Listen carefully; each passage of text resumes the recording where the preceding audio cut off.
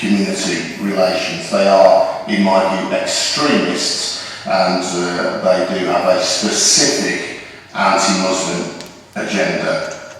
And I believe they came here to Birmingham on August the 8th and may well come here again with the deliberate intention of fomenting trouble in a city which takes pride in its diversity and its rich cultural heritage.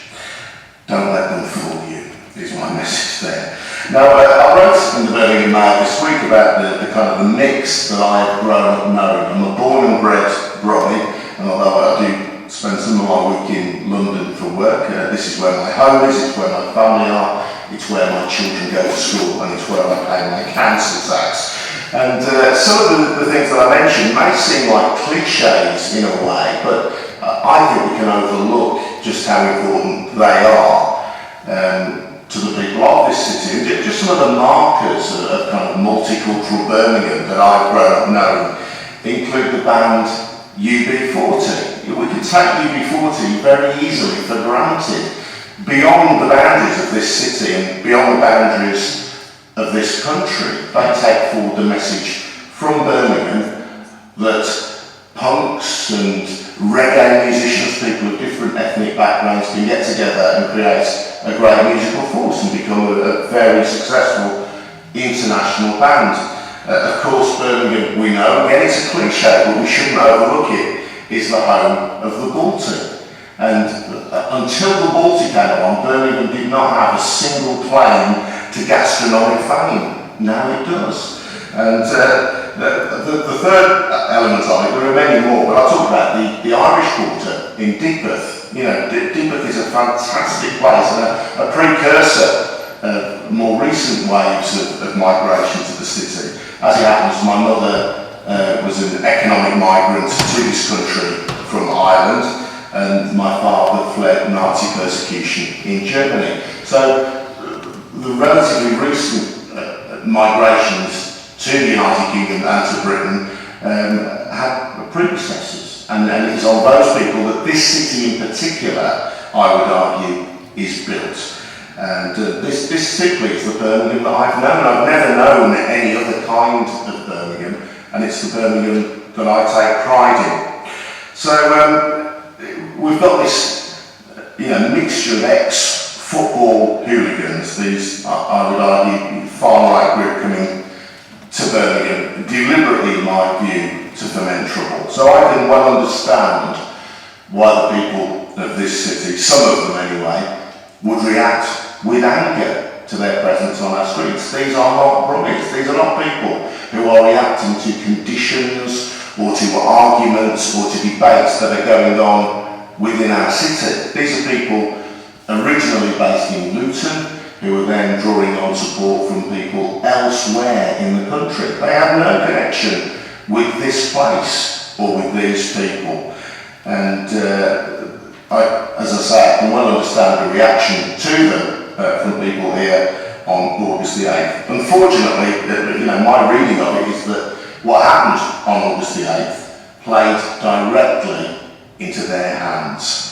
I take the view that this is our city, these are our streets, but if you look at the pictures that went around the country, that went around the world, they show members of ethnic minority groups appearing to inflict acts of violence upon white blokes who, we are told, were doing nothing more innocent than waving flags and opposing extremism. So we know, I think, all of us here, that isn't really the truth of the story, but that is the story that has been told, and that is the story which is believed in many parts of Birmingham, and certainly in the country at large. So in response to that, I started thinking, well, let's have something that's more positive. Let's oppose them by all means, but let's celebrate as well. Let's celebrate what we've got here. We've got something very special, something very rare in Birmingham. We are a truly cosmopolitan city, not a city without arguments and disputes. That wouldn't be realistic. But a city where our diversity is written into our DNA. It's part of who we are, and it's part of what we are. So the idea for my Birmingham United campaign is to say those people of goodwill who are from the city or who support us from other parts are welcome to join. I believe that we should have a campaign with a focus, at a particular time and a particular place, that says those people, the English and Welsh Defence League, do not represent us. They have nothing to do with us. To reiterate that point, this is our city and these are our streets. I'm delighted that United Against Fascism, who may well speak and who were involved on August the 8th, support the idea of a Birmingham United campaign as well. And it's a very simple idea. It should be positive rather than negative. We're not going to go toe to toe. We're not going to punch people in the face. We're going to show by the weight of numbers and the force of goodwill that actually Birmingham speaks out in opposition to these people. And also, more than that, it speaks out in celebration of what we have here. What we have is precious, it is valuable, and it is ours. And we're not going to let a bunch of far-right bigots destroy it simply by turning up from Luton on a particular given day. To that end, I would say that we should have a meeting, a gathering, not directly opposite where the fascists are gathered, but on the same day and in the same city centre. And I say that for two reasons. One is, if we have it on any other occasion than when they are here, the media won't be interested. I speak as a journalist. A woolly, well-meaning liberal gathering of multicultural types celebrating diversity on a random day will not generate one banner headline. It will not create one single photograph. That's the cynical, hard-nosed hack in me speaking. The other thing I would say is that it's important to have it when the fascists are either here or proposing to be here, because I believe that we should not have any no-go zones in our city centre. We cannot say to people, nor do I believe will we succeed if we do so, we cannot say you should not or you must not go into your city centre. So I want a gathering, thank you, I want a gathering that is positive, that is 100% peaceful, which gives out the message, as I say, that this is our city, these are our streets, and that Birmingham is united. Thank you. Thank you so much, Adrian. I'd just like to endorse some of the comments that Adrian's made with the approach against fascism. He started mentioning this issue on the Cllr, and I'm going to have to confess I am addicted to the Cllr. A long while before the 8th of August, and we as a community, we as Brummies, proud Brummies, are pleased that there's people like Adrian out there who are campaigning hard for against fascism and to promote the cultural diversity of this great city of ours. A lot of what I had to say about setting the agenda today has really been said by Adrian in his address. There are colleagues here from United Against Fascism, and they do some incredible work right across the country. And I think I'd just like to say this isn't a meeting to knock you Uniting Against Fascism. It's to bring you on board with other people in the community, young people, community activists, and to have a collective approach and a Birmingham-led approach. And I think that's what Adrian's trying to say with Birmingham United. Moving on to the agenda, just representation on the stage here, and that is quite intentional. I think there's times when I understand there's bickering within this council house between political parties and elected members, but there's times when they need to come together, and this is the hour of need for the city of Birmingham, where our elected representatives come together and work together to address fascism. I don't for once assume that they will agree on 100% of the issues discussed today, but we need them working collectively That's why we have representation from the Labour Party and the Labour MP from Birmingham, Khalid Mahmood. We have the Liberal Democrat Member of Parliament from Birmingham Yardley, Jahan, the leader of the Respect Party here, Birmingham, Councillor Salma, Yaqoob. We've also been joined by the police. Now, we went out there and tried to invite many stakeholders to this meeting, and that included a variety of agencies who are really accountable to us, the taxpayers of Birmingham. We've had a very, very positive response from the police. As I mentioned earlier, the chair of the police authority couldn't be here, but we'll be joined by Councillor Foster from Dudley. She's a Labour councillor from Dudley, who's also the vice chair of the West Midlands Police Authority. And our next speaker is if I'm not mistaken, the head of the Quality and Diversity team of the West Midlands Police based at Lloyd House, Chief Inspector Adrian, who will give us an insight into what happened. Could you just outline the agenda, please? Because you mentioned there is an agenda. Yeah, the agenda, sorry about that, the agenda for today, we're keen to have suggestions, comments, questions from yourself, and hopefully we can agree some action points. We can't agree action points with respect to agencies, but we can agree some action points. The head of the Quality and Diversity team of West Midlands Police, Chief Inspector.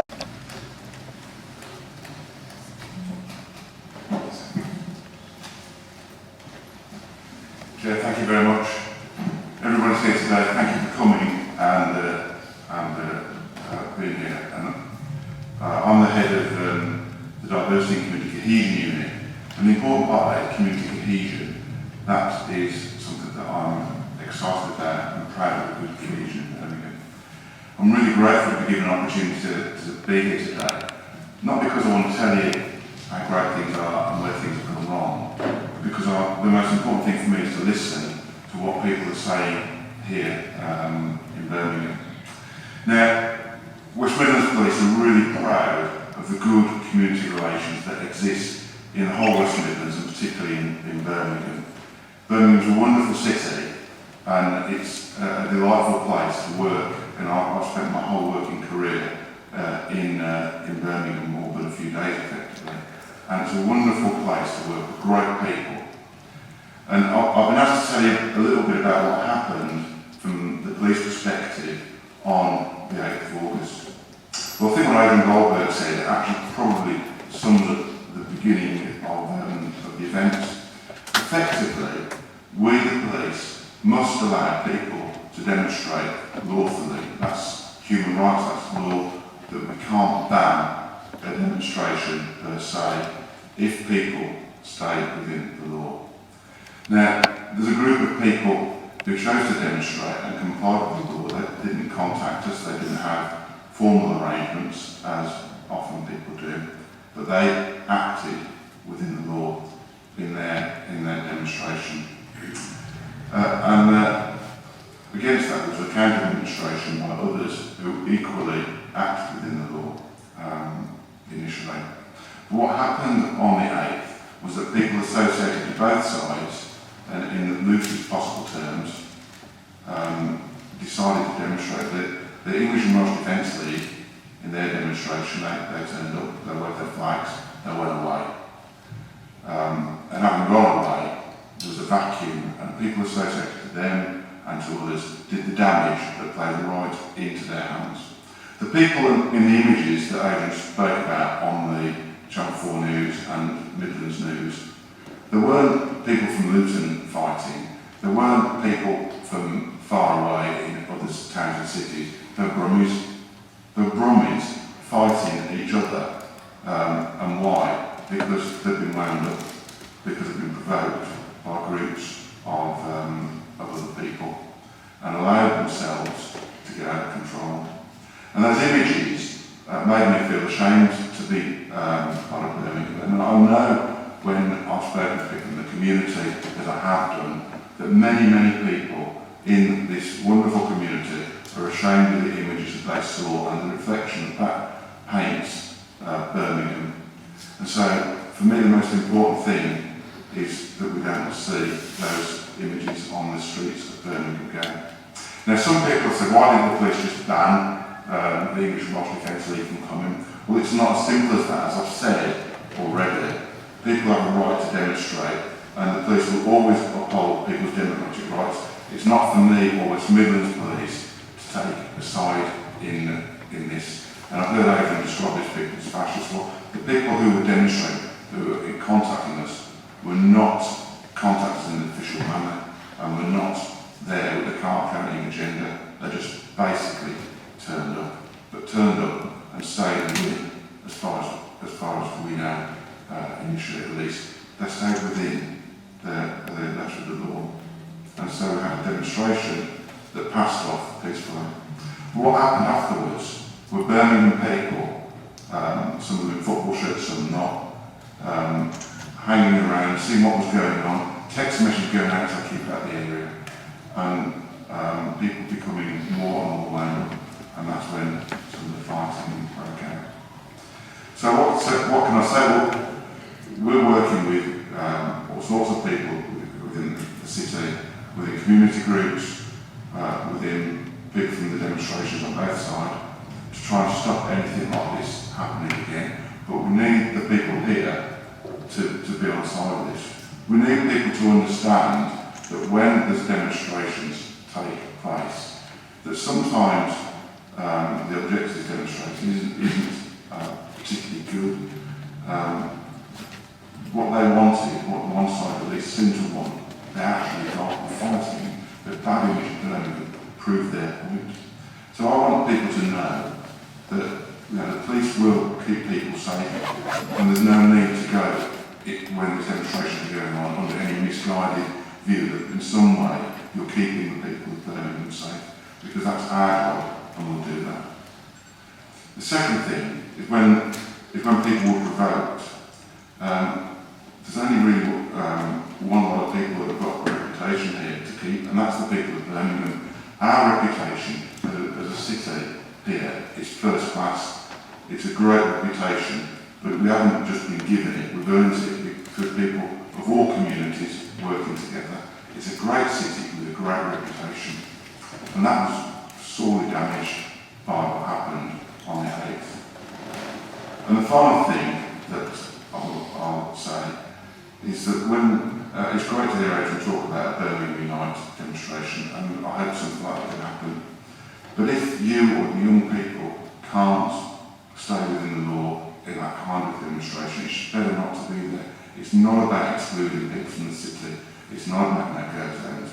But my worry is that the people who would fight, who get what their objective of images of fighting on the TV, they're clever. They will provoke fighting, they will provoke anger, and provoke some young people. And it doesn't need to be hundreds of thousands of people fighting. It was only a few people really that were fighting on the 8th. And so we need to make sure that if there are demonstrations, that they're well marshalled and kept away, because this is the very oxygen that those people require. I want to just close by saying that, and I'll take any questions, Chair, with permission, of course, but I want to close by simply saying that Birmingham is a great city. We survey people, we have face-to-face contact, and time again we find out that close to 90% of the people, over 90% often, feel that this is a great city where people get along fine. It's really important that when we come to the end of this, we take the opportunity, and maybe through Birmingham United, or maybe through other things, we actually build on that strength and build this great city that we have. Thank you very much. Thank you, Adrian. I think, judging from some of the facial to give us a bit of an insight into the work of the West Midlands Police and what powers they do have when it comes to issues such as the 8th of August. Thank you very much. Thank you very much, Chair. First of all, what I want to do is pay tribute to the organisers of this meeting. I think this meeting had to happen. Myself and other members of the Police Authority, when we had been briefed about events that have occurred over the last few weeks, were particularly concerned about where was all this going to go.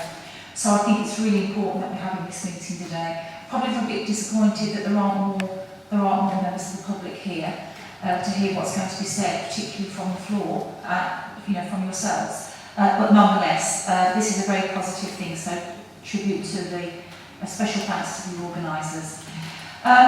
In terms of the police authority, as has been said, I'm representing Derek Webley today, and most of you, I'm sure many of you will know the Reverend Derek Webley, who is himself very much Birmingham through and through, and has a lot to do with the Birmingham community. And as you'll know, as been said, I'm a Dudley councillor. However, having said that, I have worked and played in Birmingham for 30 years. And don't tell my Wolverhampton neighbours, but I do regard Birmingham as my capital city in the West Midlands. And I'm very proud of that. Can I also say as well, as I'm a Labour councillor, but I'm also a trade unionist. And I have myself been involved in protest. I have myself been involved in demonstrating against racial hatred. I have myself been involved in demonstrations that have not been about those particular causes, but for other causes that I believe in. And I do think that the right to demonstrate and the right to protest responsibly is an important thing that we should be supporting in our society. So I say that with sincerity. And I also have to say that organisations like Searchlight and United Against Fascism have been particularly supportive to me. We have the far right in Dudley. We did have a British National Party councillor some years ago. We continue to experience the threat of the far right in Dudley, and I have 2 far right parties in my own ward. So I do understand the value and importance of the work that is carried out in the interests of supporting those people who might be targeted unfairly. Putting back my Vice Chair Police Authority hat back on, the role of the Police Authority is to set the priorities for policing in the West Midlands. And as I say, our role is strategic, which covers a multitude of things. What it basically says is that the Chief Constable has entire authority in terms of operational policing matters. But we do set the strategic direction, and we do have a say in the policing style, the style of policing that's carried out in the West Midlands. And what I would say is that our commitment along with the force is to support a policing style that celebrates the diversity of our communities and supports community cohesion. And not long after we had been briefed by the Chief Constable and others about the events of the last few weeks, the question that we raised was, well, what sort of position does this leave you in? And it's quite clear that the Chief Constable himself wants to see people having that right to protest and demonstrate, and would rather be allowing those demonstrations so that he can work in partnership with community leaders and with the organisers, rather than ban them and then people demonstrate and then the police then have to respond. So the position that we've had from the Chief Constable is quite clear. He supports people, free speech and people being allowed to demonstrate, notwithstanding that, of course, that policy has, brings with it some complexities and some problems. Hence, the reason why it is important to be having this discussion today. That's really all I wanted to say, Chair, because fundamentally my role is to listen to what people have to say from the floor and to respond to any issues or concerns if I can. But what I would say finally is to thank those of you who have turned up and shown an interest and shown that you care for Birmingham. Thank you very much for being here, and I really do look forward to hearing what you say. Thank you. Thank you, Birmingham, and how members of the ethnic minority communities and general members of the community have achieved significantly in Birmingham. And one of the most significant achievements was recently somebody who does a hell of a lot of work around community relations, has a strong track record of working in the community, in particular in the area that I live in Lazelles, and someone who worked very hard when this particular race rights issue hit Lazelles in 2005 was Mr. Derek Webley himself, who for the first time ever became an independent member of the public who represents the community on the Police Authority Board. Actually, the chair of it in the past has always been elected members and councillors who chair the West Midlands Police Authority Board. So it was fantastic that someone like Derek, and with all the hard work that he puts in the community, he can actually represent us at that strategic position of being the chair of the West Midlands Police Authority. Now, the next three speakers are all politicians, all elected members who are accountable to their constituents. And one of the reasons we need them to work together on this issue is the role of a political party in the BNP. It's important that our elected members work unitedly against the BNP, and it's important that they come together on this issue. Thus, we've invited political representation. Unfortunately, we do have apologies from the Conservative Party in Birmingham, who, to be honest, this meeting was arranged very rapidly in the last few days, thus the low attendance, but we do have apologies from them as well. So our first speaker is the Member of Parliament for Birmingham United. He's also the former Deputy Leader of Birmingham City Council. Representing the Liberal Democrats here today is Mr. John Hemmings. Because I think it is important that we think in detail about how to handle the situation in the future. And I don't intend to repeat all of what Adrian Goldberg, the police officer, said.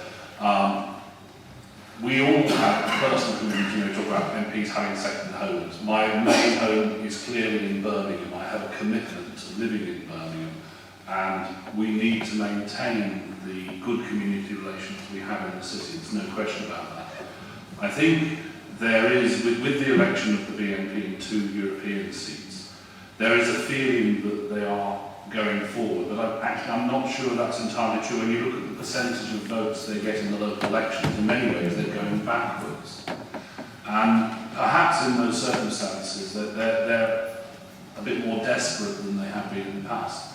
And if you look at global politics, a lot of global politics is tribally based in a number of countries, but in other countries it's not tribally based. Here we have multiracial political parties who have different perspectives but are multiracial parties. And that is something that is common amongst most political parties, apart from the white nationalists, Nazis, fascists, BNP, call them what you will. And then obviously you see the difficulties in Northern Ireland, where we have essentially 2 tribal groups based on religious division. And it's important to recognise that if people can be sufficiently wound up in circumstances, things tend to polarise. And what happened in Northern Ireland is things have polarised, and we've seen the sort of middle ground being squeezed out of the situation. And it's quite clear that a bunch of football hooligans from Luton are aiming to create polarisation, because the only way they can succeed is by polarising society. And so they aim to grab hold of the English and the British flag, the United Kingdom Union Jack, and the Cross of St George, and make that their own. And it's a very, very big mistake to attack the flag, because in attacking people just because they happen to wear the English or the UK flag, you're attacking my flag. Right? Now, the flag is for our diverse nation. The Cross of St George does not mean that somebody, just because they have the Cross of St George, has to be white. So it's important that those things are developed. And when I disagree with Adrian, it's sad that he's moved on in this sense, is in developing polarisation, what the fascists try to do, the white nationalists, the racists, the Nazis, what they try to do is wind people up. And in the long term, what is most important is that people behave rationally rather than emotionally. If you look at the success of Mahatma Gandhi in India, through using rational argument and not violence, he achieved things that would not be possible through the use of force, because by the use of force you polarise people and you get the middle ground polarised as well, and then it becomes much harder to achieve change. So the critical thing is, this is where I agree with the police more so than Adrian, the critical thing we as anti-fascists need to do is make sure there is no more violence. And make sure, whatever happens, that the violence, we need to act to stop violence. We need to set locations for demonstrations and timing for demonstrations in conjunction with the police to avoid violence, because it is the violence that allows polarisation. It is the only hope of the fascists is to create violence. So we must be non-violent, and that's my point for today.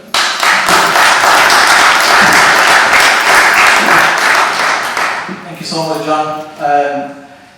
There was an email me, got hold of my email address from somewhere, and gave me a phone call to say you'd like to come. So, John, and all, so thank you for your input in this meeting, John. Moving swiftly on to somebody who was really bugging me to get this meeting over of our community. According to the Birmingham Post, she's the 24th most powerful person in Birmingham, so she does hold a lot of influence in the city. The chair of the Stop the War Coalition here in Birmingham, Councillor Salma Yaqoob.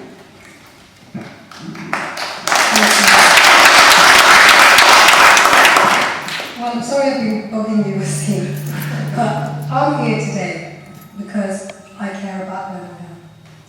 I'm here because I wanted a cross-party, a cross-community discussion about this absolutely vital issue. And I'll be honest with you, I feel quite let down. I feel let down by the authorities, both from the council, I'm a council member myself, and the police. And I'll say this directly as to why. When we knew that the EDL were coming in, I had meetings with the community cohesion officers before the meeting, saying what the concerns were. It's not a new organisation. We'd seen what happened in Luton, we'd seen what happened in other places. It was not rocket science to predict what would happen on the 8th of August. I said, can we please, the minimum, because I too believe in the freedom of speech. Actually, I've defended people who are extremely hostile to my personal self and my beliefs. I totally uphold that. But when it comes to public safety, you have every right to intervene. And I was very saddened that you chose, this is the police, on the day before, on a Friday before the Saturday, the official media press conference, Matt Ward, your representative, said the EDL claimed to be a non-racist organisation and left it at that. Adrian Goldberg doesn't work for MI5, he hasn't got any secret information, yet he was able to dig up two very pertinent links which predicted what would happen. And I know the police knew that. And yet to go out to the media, not only not reflect the concerns, and it's very easy for you to say, we know what they are, we know what the associated history is, and we urge calm. That would have at least framed the context of what was coming. That did not happen. In fact, in the community, and I can feed this back to you, it was perceived as legitimising the EDL and putting an equivalence between people who were coming to make trouble and people who were trying to resist that trouble by saying they were just these two peaceful protests. And you yourselves have said they never applied formally for permission. The United States Fascism Group did. They worked with the police, cooperated at every point, before, during and after, unlike the EDL. And yet we're hearing some kind of equivalence. I'm a mom, I've got teenage boys. And I know when you get one, I always say, don't react. When someone's winding you up, don't react. Great message, sensible message.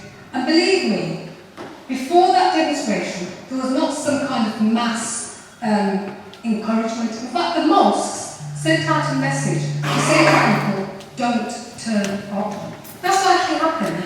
But still, people did turn up.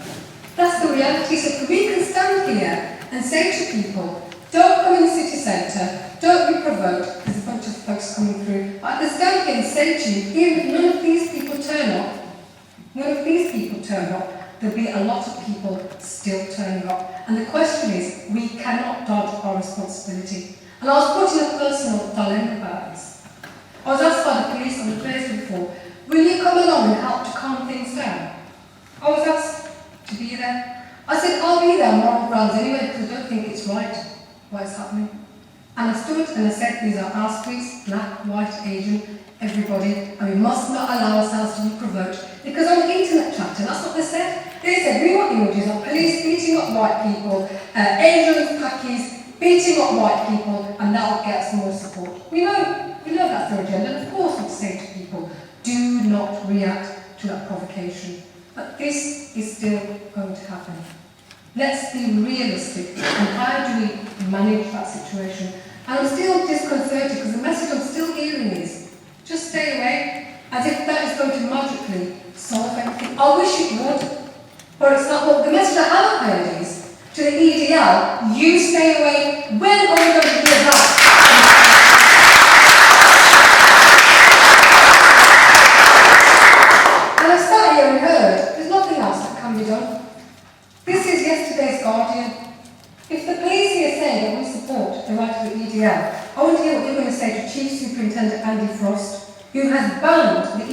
community, Luton.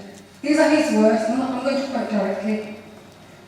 The risk the proposed marches pose to public safety has left us with no alternative but to apply for a banning order. Furthermore, they said the planned demonstrations by the right-wing groups, English Defence League, linked to Casuals United, that they had prompted a robust, unified response by the police and the council. When are we going to get that here in Birmingham?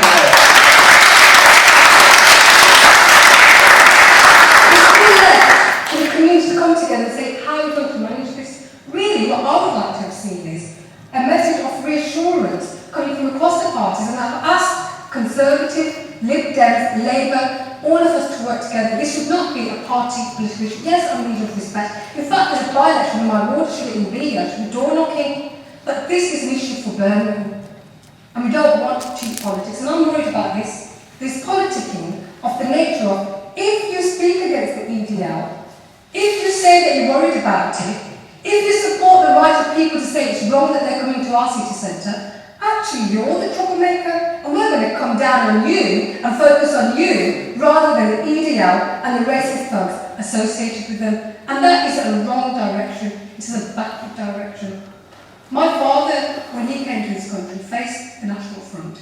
You know, those days, put their heads down across the road and got the racist abuse. We've got a city now where the youngsters are not going to do that. Therefore, we need leadership. Not to leave them to it, because if there's a vacuum, then they too will become painful extremists. That's my worry. If we just say, well, we're doing the sensible thing, we're keeping away, who's going to give the guidance and the leadership to those who do turn up? And this is what I'm seriously concerned about. And that's why I support wholeheartedly Adrian Goldberg's initiative. Because it should not be Muslims against the EDL. No, yes, at the moment, they're saying they're against Islamic extremism. I'm against Islamic extremism. When 7/7 happened, I was with the organisers of the thousands who turned up in our city centre and said, not in our name, united in peace, united in grief. So I'm consistent. Yes, I'm against the war. Yes, I'm against certain policies that happen from our government. But we want peace. And we don't be inconsistent, and we don't have double standards about that. And I'm saying in Birmingham, all these lovely platitudes, we love Birmingham, multiculturalism, diversity, a sensitive issue comes along. Silence. Where have the press statements been? Alan Rudd is head of equalities. Where is his statement, apart from saying there were two bunch of idiots type of thing, and that's all that happened? No, that's not all that happened. The communities are still feeling vulnerable. We have not had that reassurance, and people are feeling they're not being cared for. We're coming along, and I've seen people in the audience here who said, we will help. We stuck our necks out, said we will help and do whatever we can. Our person received death threats following that from people who supported and fell to the propaganda that the EDL put out afterwards. So this is not an easy thing for me to do. As a politician in Birmingham right now, the easy thing for me to say is, guys, let's not do anything. That's the easy thing to do. The difficult thing to do is say, if you say you're against racism, can we have some real action? I don't want there to be a need for a counter demonstration. And my real urge, my request today is, can the police, in conjunction with the leadership of the council, have a banning order so the EDL get a clear message? There's a clear message to the communities, we have listened, we do care, and your safety is our primary concern. They can do it in Luton, they can do it in Birmingham.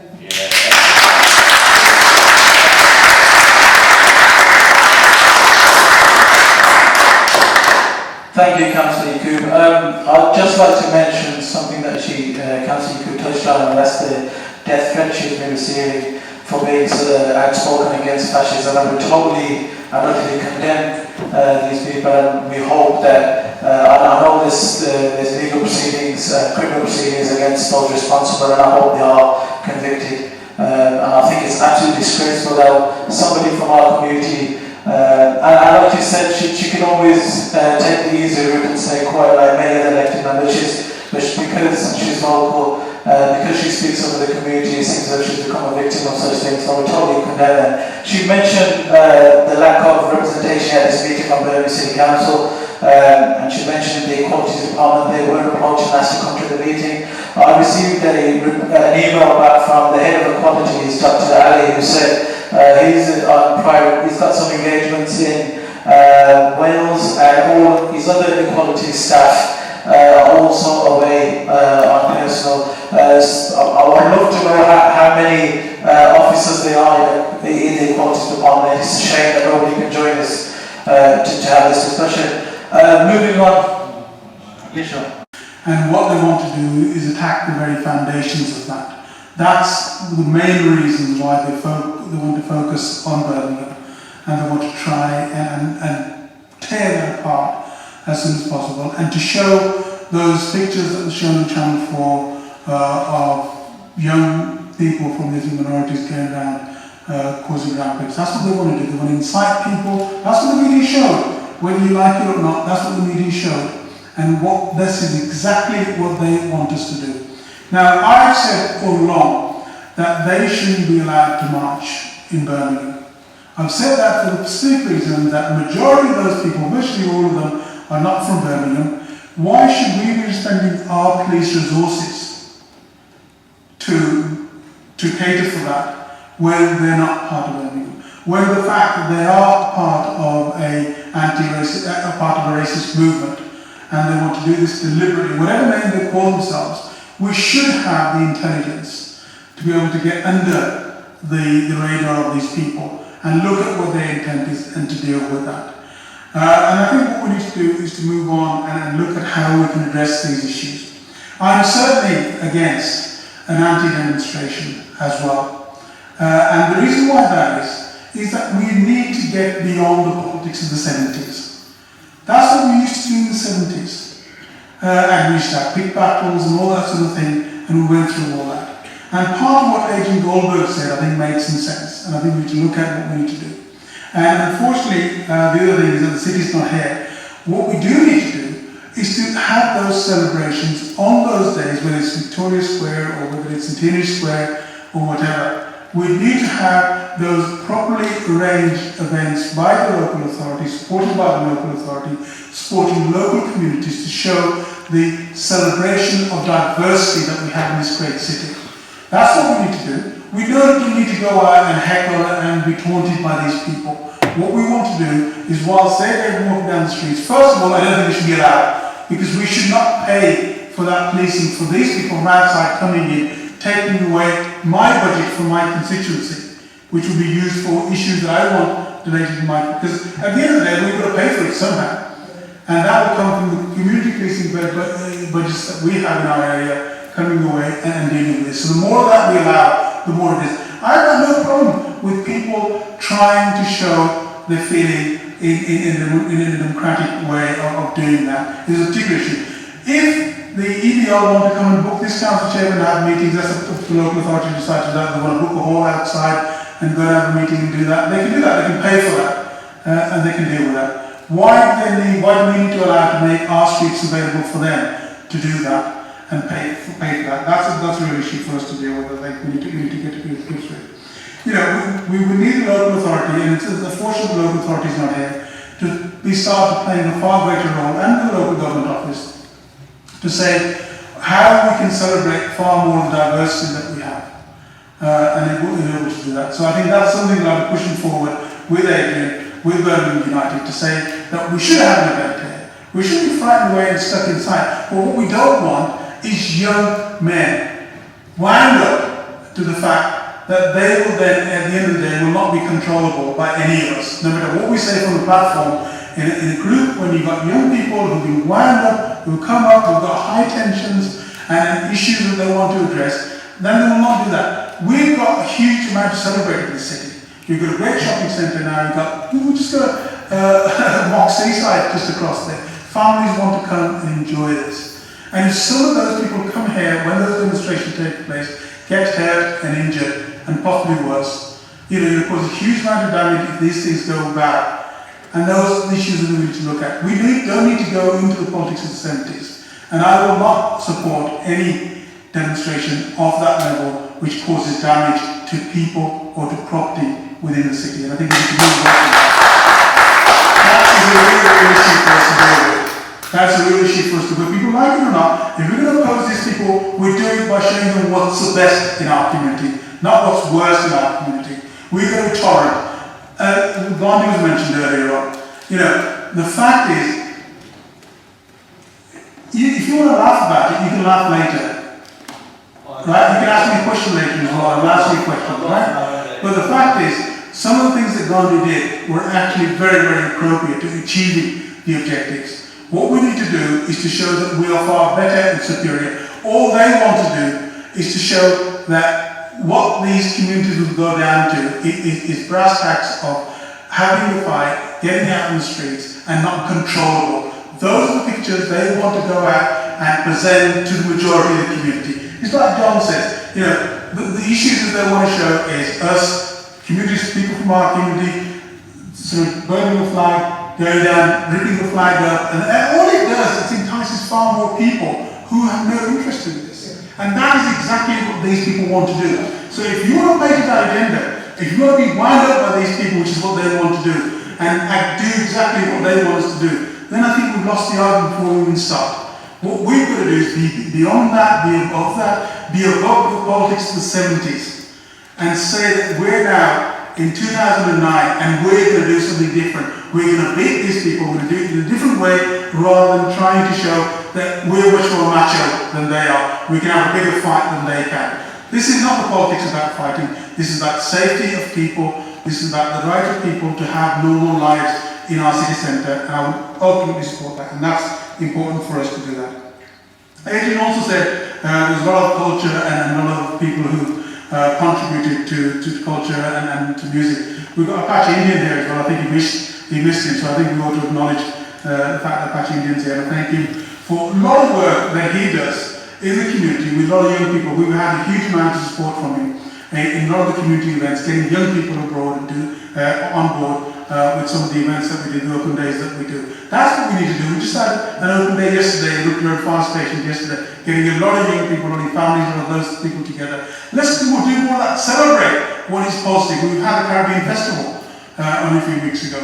Let's celebrate more of that. Let's celebrate what Birmingham was about and not be defensive and not get taken into the agenda of these people. Let's stand up to them, not by just fighting with them, but showing them that we are better, we're superior, and we're much more united. Thank you.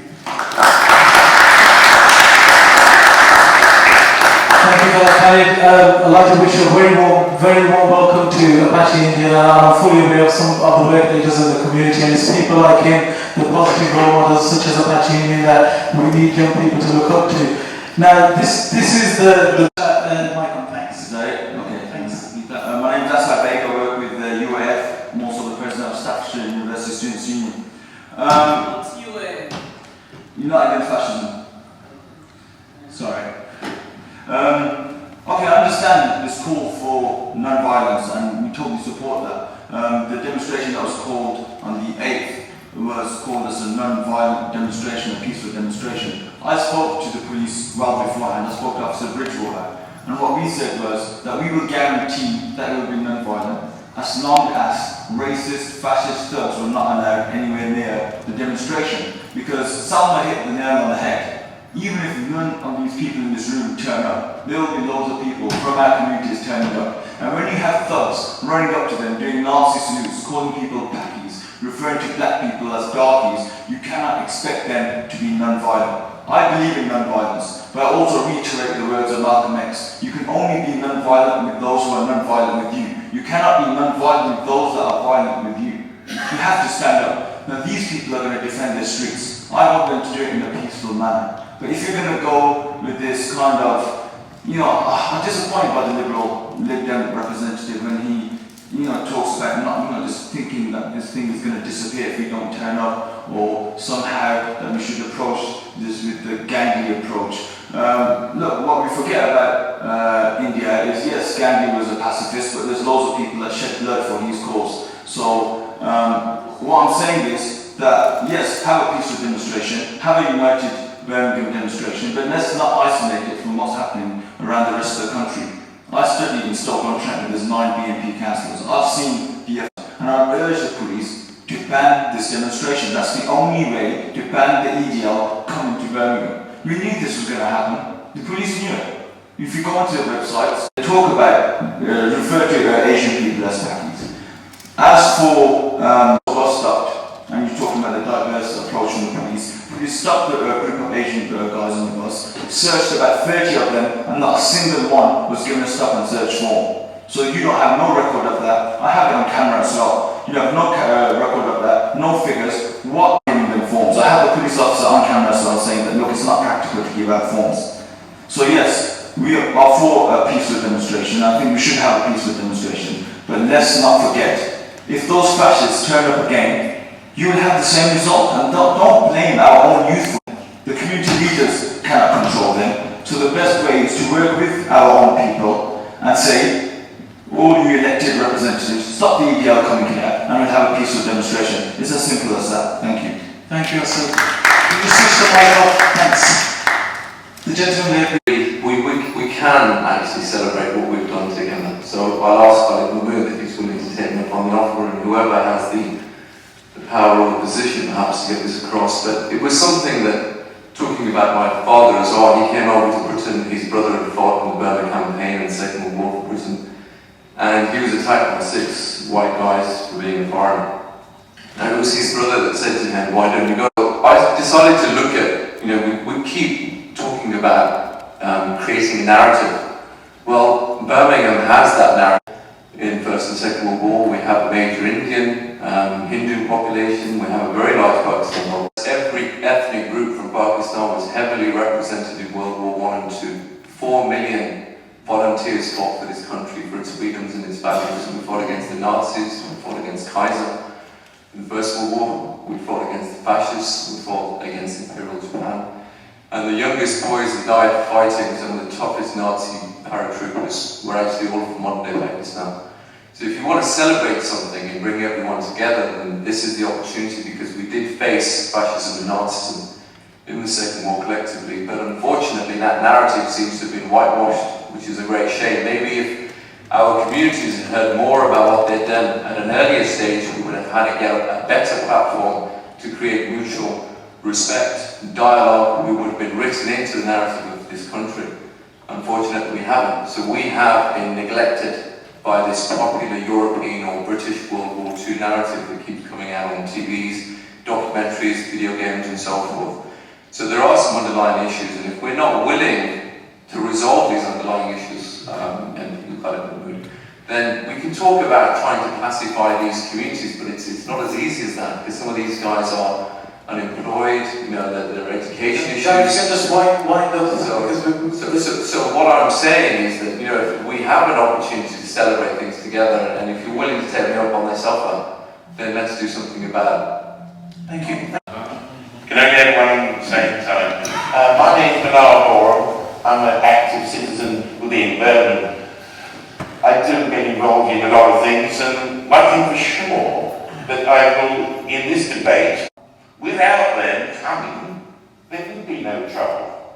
And it'd be a normal Saturday afternoon in the city centre. Now, if we look at what's happened in Luton, they've decided, the police have decided, because I read the Public Order Act 1986, and it's the police that have to start the process going. They have to request to the Chief Officer of the Council to apply to the Home Secretary for a ban order to stop assembly, and that's what they've done in Luton. And they've named the groups. They've not stopped any other people having any lawful demonstration, but they've named the groups that are not allowed to have a demonstration. Now, if you happen to look at some of the Facebook sites that these people are connected with, there's now thousands of people thinking of coming to Birmingham. So if this goes ahead, it will be 10 times worse than it was on the 8th. Now, I've also spoken to Adrian quite a bit, mainly on the Cllr, about his idea of a united thing, but that in a way is also a counter-demonstration. We do have, the following weekend, September the 12th and 13th, Arts Fest, which is a celebration of all the cultures of this city, left, right and centre, and it's all free, and people from every race are involved, and there's people forming from every group of our society.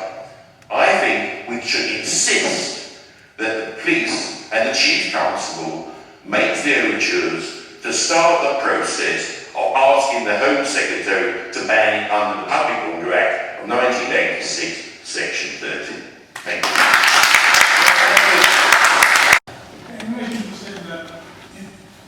In relation to the statement that Hassan made, I think if he's got evidence where there were racist taunts and provocation, I think we should report that to the police. And as I've said already, what we need to do is get this together in a formal format so we can actually then start to get moving against it and stop these people marching. If they're not as, excuse the pun, white as they want to let us believe us to be, then what we need to do is expose them. And if that's what they're doing, taunting young people to do that, then what we need to do is that. If they're sending out racist taunts, then we need to stop that and make sure that doesn't happen. In the British Army, so we have to talk to you about that. And in relation to the statement about the end, yeah, fine. Yes, Roy, should we go? Yeah. Otherwise, for Birmingham United, what I disagree with him is I believe the priority should be do what we can do to have more violence. There are people who are more inclined to be wound up, and therefore, in your planning, I was actually, which was the anti-Nazi league, I think it was a bit younger than you, I don't know if you were there, and what you don't want was a number of the demonstrators, the AML demonstration organisers, actually held people.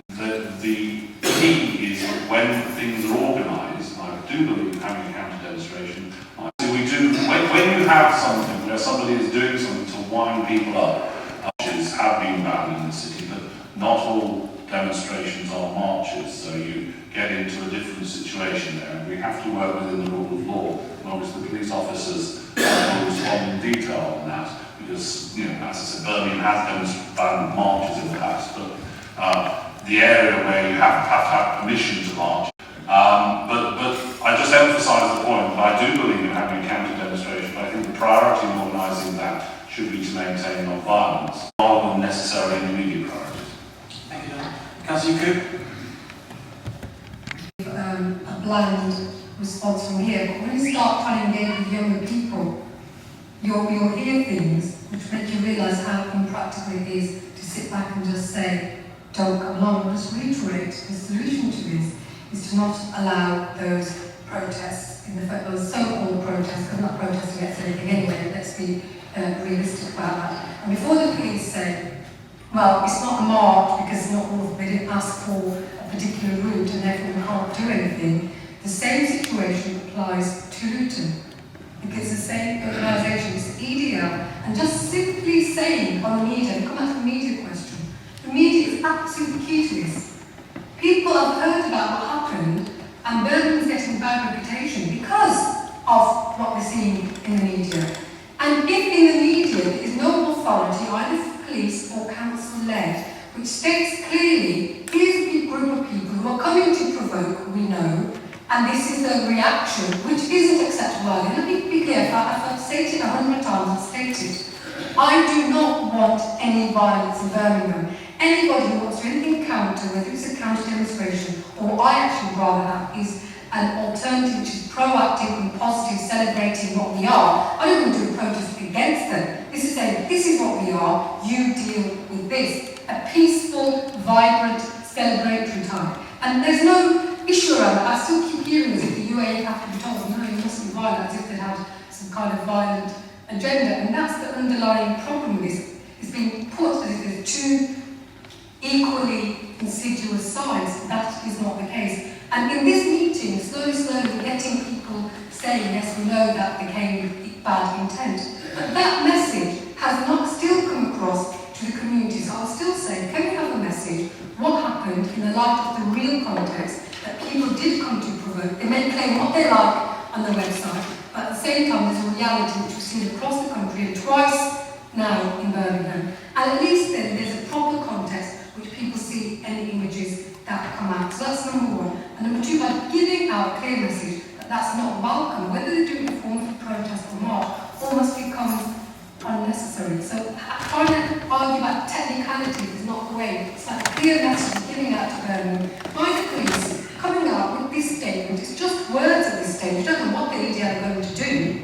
But by the fact they've come out, it shows they've taken the issue seriously, they know who the troublemakers are, and that way we say to the community, leave it to the police, they're dealing with it. At the moment, the blanket response is saying, well, it's all just peaceful protest on their side, so we can't do anything, is giving out the wrong message.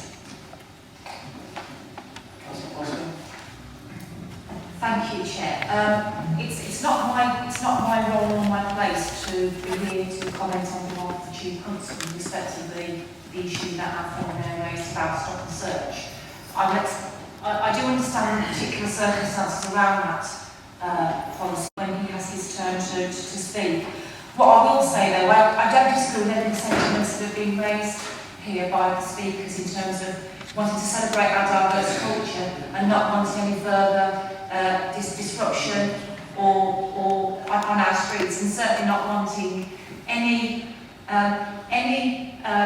misperception of people that I know through my role as a trade unionist as well as a Labour councillor, people protesting against racism. I don't want those people to be seen in a poor light either, because I think that I don't think anybody on this platform here, who doesn't agree with the fundamental sentiments. On the end of it, so forgive me. There's a couple of issues I just want to touch on. First of all, the Luton issue, which Salma has raised, we're aware of it. Right from the start, that's been a consideration of the Chief Constable about whether we can apply for a banning order. But the law that we talk about, Section 13 of the Public Order Act, is very specific, and it talks about marches, and marches need to be arranged, and when they're arranged, then there's a possibility of a banning order.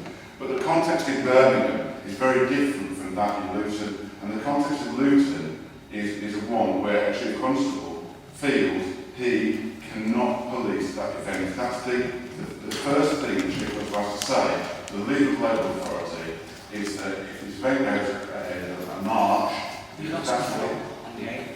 You lost control on the 8th completely. So why just let me finish, and then by all means take a further question. The point that we did not lose control, with no major injuries, no major damage, but there was some huge disturbing violence on the street. But in terms of other disorders, there was not loss of control. The groups were fighting were kept apart. But the important thing here that I must say around banning, what we're talking about, Section 13 requires the Chief Constable to go to the local authority and say, in the event of a march, I cannot police the streets. There's a violence that I cannot cope with. That's a big political move for them to say that we cannot police the streets of Birmingham. Secondly, the local authority has to apply to the Home Secretary. That is the process that has to go through. It's an area that's reviewed, and I do not speak on behalf of the Chief Constable to say that it won't be reviewed, it will be constantly reviewed in light of what has happened in Bedfordshire and in Luton. But that's the situation. What we are faced with these demonstrations, and I agree entirely with the sentiments that are expressed about people who we don't want to see on our street. But I'm a cop, and my role is about the law and is about democracy, and I can't choose who I want to take side. It's not about taking side. It's about the law and implementing the law. And if people want to demonstrate who I don't agree with, then I'm afraid that's something that I have to bear and deal with. All cops are in the same position on that. So we have to, if there's a lawful protest, we have to facilitate it. That on the day, on the 8th, the people that we're talking about from the EDL turned up and behaved. It's other people around them that misbehave, that EDL themselves complied with everything they were told to do.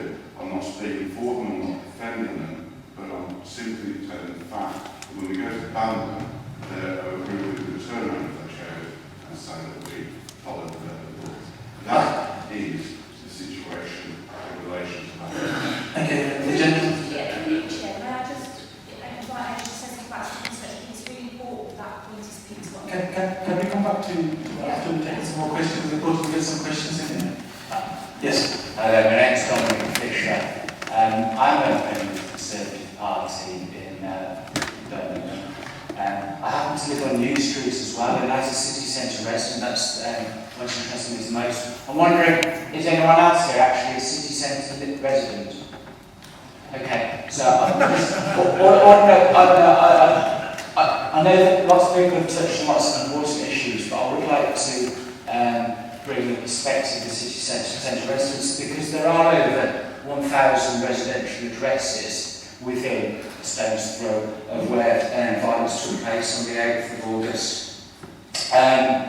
The fact that there would be a spiral into violence was predicted and predictable.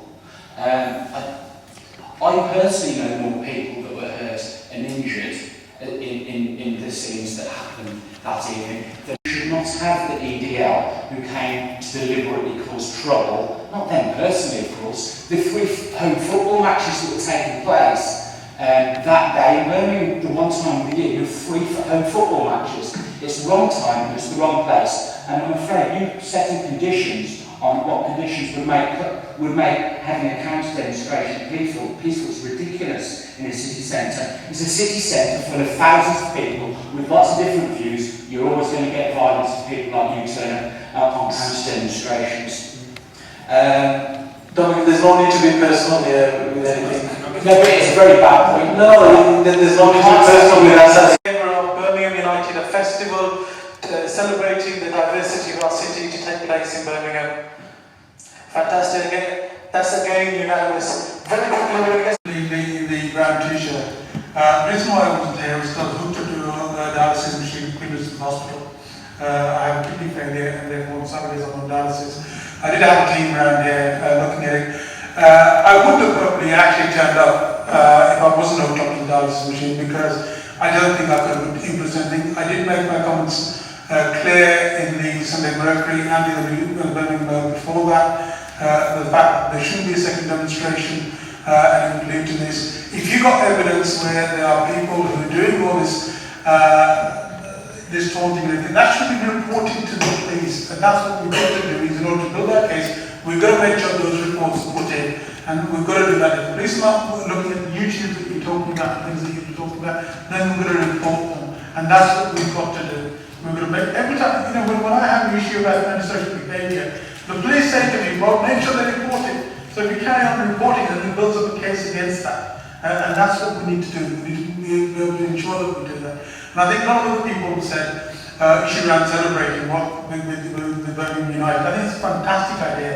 I think it's unfortunate that we need more support from the city. I'm sure John and Salma will both take that back to the city, and I'll take that back to the Men's Group. But we do need to get the city engaged properly with this. We do need to show all the best that's in Birmingham, and we need to carry on doing that. We need to do a far better job than we have. It's unfortunate that some of the city leaders have been quiet on this, and I think they need to now come out and actually say what is right and defend the city and defend all of us in that respect. I think it's important. And I think what Rashid said in terms of Luton, I think is very, very interesting. I'll be writing to the Chief Constable after this meeting, and certainly the fact that also in the work that we've done in Luton, there's an extension of 3 months additional of banning any marches and demonstrations. So that's been quite successful, and I think we need to take leave out of that book and deal with it, because ultimately these people are targeting women for that specific reason. We need to make sure that they don't target us. Okay, thank you, John. Yeah, I do with the personal criticism side of it first. I think I'm quite rapid in responding and giving a statement to UAF when asked to do so. On the particular occasion, I was contacted very early in the morning of the day and didn't come along. I very often can come at last minute, but not always. I think I turn up at something must be 80% of the events, so I don't think it's a fair criticism that I don't turn up and don't take a position. I do have a condition, which is things are organised to be non-violent, accepting the difficulty that some people are hard to persuade in that area. I effectively, by return, endorsed Adrian Goldberg's proposals for Birmingham United. Again, the same principle. Whatever's organised should be organised with a priority of making sure it's non-violent, rather than the priority necessarily of getting media attention. As to what will happen from now onwards, obviously I've already endorsed Birmingham United and will work with Adrian on that. I think I need to do a little bit of legal research on the back of what Rashad said, because I think you can't pretend that an anti-Muslim extremism demonstration isn't an anti-Muslim demonstration. We've had lots of anti-extremism things in Birmingham, and when you start adding another adjective in there, it's clearly to incite racial hatred, and I think in that area that can be dealt with. But I need to talk that over with the police. I need to do a certain amount of legal research, and if Rochelle wanted to email me, it's still something very helpful, mj@parliament.uk. So that's, I think, deals with those problems. Thank you, John. Yaqoob? The two basic things coming out of this meeting. The police idea, our service in terms of policing is by consent in this country. Your role, Judy, is to feed back the wider police authority what the community concerns are. We've had a unanimous, these are people from across Birmingham, people not affiliated to any one party. Is that fair? Yes. We've got different ages here, and we've got different racial and faith backgrounds.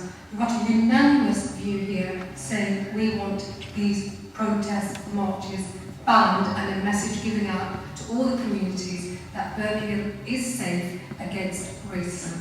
And if you can just take that back and act upon it with the strength of the President via the Home Secretary himself, you're not on your own. Adrian, I understand when you said that if we do this, it gives the impression that Birmingham Police, West Midlands Police can't control the situation.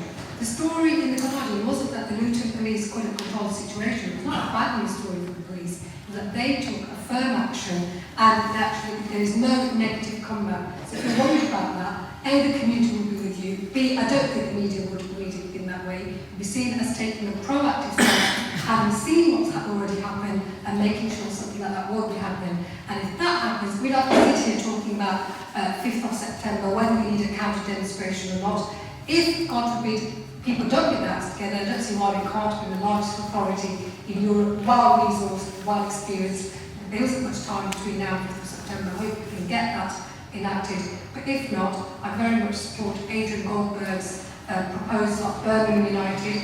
And I admit I do so with a bit of a heavy heart, because I'd rather we didn't have to do that. I've got better things to do on Saturday, 5th of September, than coming along to the city centre, having to make a point because the local authority and the police didn't. Yeah. Thank you. Well, just an example of this, when I spoke first of all, I said what I wanted to do was listen to what people had to say and feed that back. And that's what I've been doing, and that's what I should do. There's a couple of things the issue around the stop and search. I will take that back. Maybe afterwards you can give me a little bit of information. I'll research that. But in general terms, it is right that on every occasion, police don't have to give notice where the stop and search, there are circumstances when that can apply. That may have been there, may not have been. In an operation like that, there will be a record made in a log. So that's been done. I'll speak to you afterwards if you wish to look into that particular point.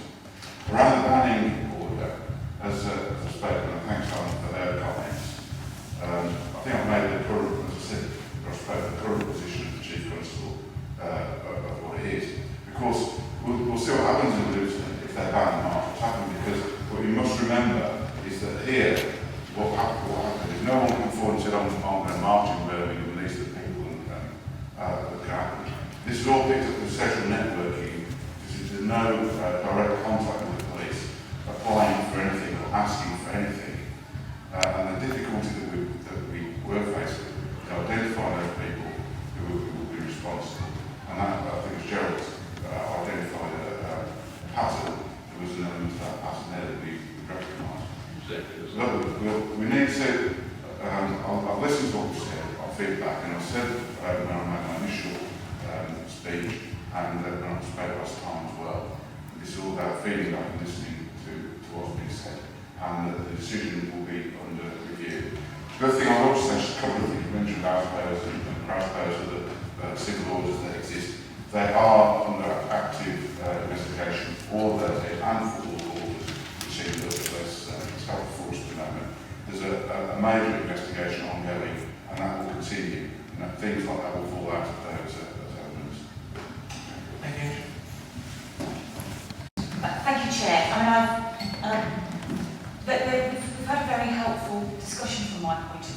and I have to say from the outset that I wasn't at that event. We did have a couple of police authority members who were there observing in the police operation, police side of things. But what I would say is, clearly the discussion that we've had today has highlighted a number of issues that I do need to take back to the Chief Constable. According to my diary, I have to have a meeting with him tomorrow morning. So it's very pertinent that we've had this discussion this afternoon. So I certainly will be taking concerns back, and I'll be speaking to Joe this evening as well about the concerns that have been raised. From a personal point of view, I think I would probably like to have seen somebody from the council here in terms of an officer, a council officer. I think I say I'm not here as a spokesperson for the police, I'm a spokesperson for the authority and therefore the community, but I would say that Adrian and his colleagues who are here actually have a strategic role in the police force. They are really part of a specialist unit that supports their police colleagues in supporting and promoting diversity and community cohesion. What you haven't got here are local police operational officers who may well have been there on the day and may have had more information and more details. I would like to make that point, and I'll be raising that point with the Chief Constable as well about the meeting and the invitations and so on, because I think maybe it would have been helpful to have some police officers here who have actually been there at the event on the day. I've got more to say than that, and to end it on a positive point. One is, I think everybody on this platform here, we're all committed, regardless of what political party we are a member of, to work together to make things, to perhaps review honestly what has happened, and to work together to prevent what has been raised, including the negative publicity and the lack of communications and whatever else we have highlighted, that has been highlighted today. And also as well, to say that I think as a group, as an entity in terms of yourselves and the platform, I think one thing we do, we are jointly agreed in is that we love our city, and I say our city because I feel that it is my city because I work here and play here, and we want to promote a united Birmingham. I hope, Chair, that is a positive point on which to end your invitation to the speakers on the platform. Thank you. One final comment up the floor. Uncle Khalid's been waiting for some time. The department in this council, the job of this they have got a mass money to use as practitioners. We would like this committee to have a representative in that committee. So to be there whenever they are needed. So that committee do not say to you, we can't send somebody to come and represent you, or we cannot, you will be there. So you will be at the decision making.